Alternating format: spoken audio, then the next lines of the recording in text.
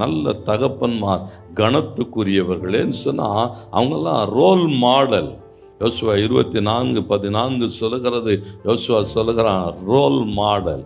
நானும் என் வீட்டாரும் ஓவென்றால், அதுதான் நல்ல அப்பாவுக்கு அழகு. என்னன்னா, நானும் இல்லை எங்கள் வீட்டிலெல்லாம் ஆட்கள் சர்ச்சுக்கு போவோம், நான் மாத்திரம் ஊரை சுற்றி சுற்றி வருவேன்னா நீ நல்ல தகப்பனா இருக்கிறதுக்கான குவாலிஃபிகேஷனே கிடையாது உங்களுக்கு. அசல் நேர்மறையான காரியங்களை பிள்ளைகளுக்கு கற்றுக் கொடுக்கிறவன்.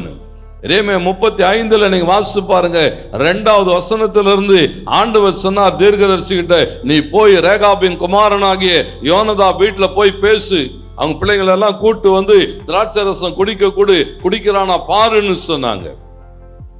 கூட்டு வந்து குடிக்க கொடுத்து அவங்க என்ன தெரியுங்களா சொன்னாங்க, எங்களுக்கெல்லாம் அப்படி ஒரு பழக்கம் இல்லை, எங்க அப்பா எங்களை அப்படி வளர்க்கலன்னு சொன்னான். ஆமென் சொல்லுங்க.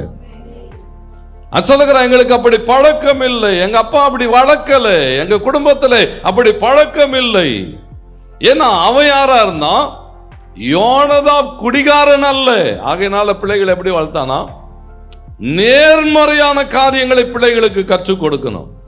Role model. நம்மளை பார்த்தா நம்ம பிள்ளைங்க வளரணும், நம்மை பார்த்து பிள்ளைகள் என்ன செய்யணும், கற்றுக்கொள்ள வேண்டும். நம்மிடத்திலிருந்து ஒன்றை அது கற்றுக்கொள்ளனேனா, ஒரு நல்ல தகப்பன் பாருங்க தன் குடும்பத்தை நேர்த்தியாய் நடத்துகிறான். ஒவ்வொரு நாளும் அந்த வார்த்தைகள் சொல்லுகிறது, அவன் எவ்வளோ பிரயாசப்பட்டு பார்க்குறான். தீர்க்கதரிசி சொன்னா, இல்லை இல்லை, காலம் காலமா இப்படித்தான், நாங்கள் திராட்சை ரசம் குடிக்கிறதில்லை, வயலும் விதைப்பும் எங்களுக்கு இல்லை, போகிற இடம்லாம் எங்கள் அப்பா என்ன சொன்னாரோ அதை மாத்திரம் செய்து கொண்டு நாங்கள் கடந்து போகிறோம் என்று சொன்னார்கள். என்ன தேவன் இன்றைக்கு அதை தான் எதிர்பார்க்கிறார். நம்முடைய தகப்பன் நல்ல முன்மாதிரி. ஆண்டவர் தான் நமக்கு முன்மாதிரி, அவர் நம்முடைய நல்ல தகப்பன். இன்னைக்கு தகப்பன்மார் எப்படி இருக்கணும், முன்மாதிரியா இருக்கணும். உன்னை பார்த்து உன் பிள்ளைகள் வளரணும்.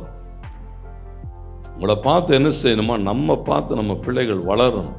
அது மாத்திரம் இல்லை, நல்ல தகப்பன் நம்முடைய தெய்வம் போல வாக்கு பண்ணினதை நிறைவேற்றுகிறவன்.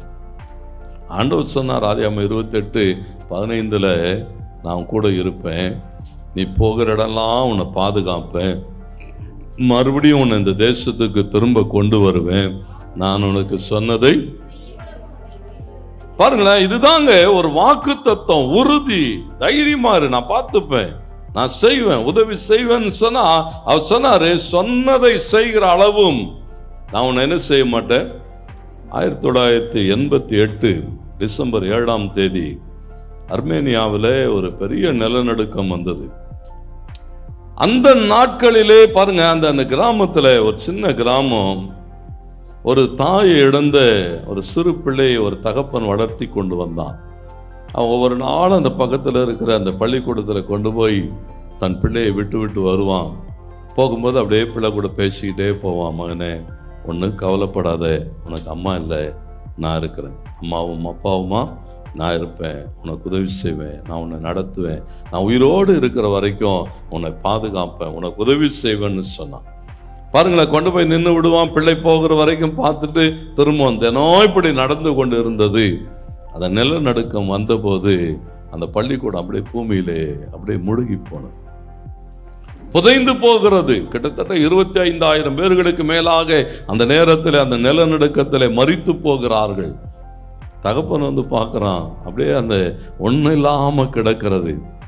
பார்த்தான், என் பிள்ளைக்கு நான் வாக்கு கொடுத்துருக்கிறேன், நான் உயிரோடு கூட இருக்கிறேன், நான் போகட்டும்னு வீட்டுக்கு போனான்.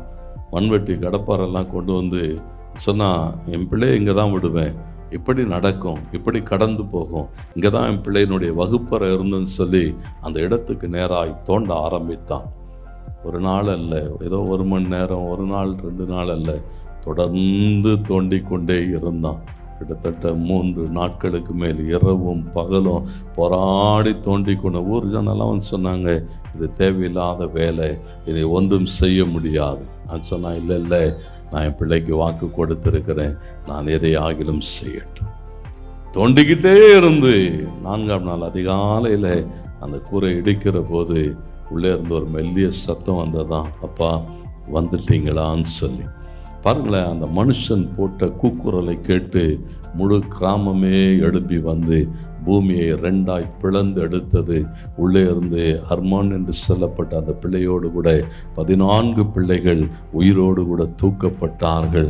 இந்த பூமியில இருக்கிற ஒரு மனுஷன் தன் தகப்பன் ஆகிய ஸ்தானத்திலிருந்து தன் பிள்ளைகளுக்கு சொன்னதை செய்ய முடியுமானால், ஆண்டவர் சொன்னார், மரித்தேன், சதா காலங்களிலும் உயிரோடு இருக்கிறேன், நான் உனக்கு சொன்னதை செய்யும் அளவு உன்னை கைவிட மாட்டேன்னு சொன்னார். அவர் நல்ல தகப்பன். நல்ல தகப்பனாக இருக்க தீர்மானம் எடுங்கள். கர்த்தர் நம்மை ஆசீர்வதிப்பார்.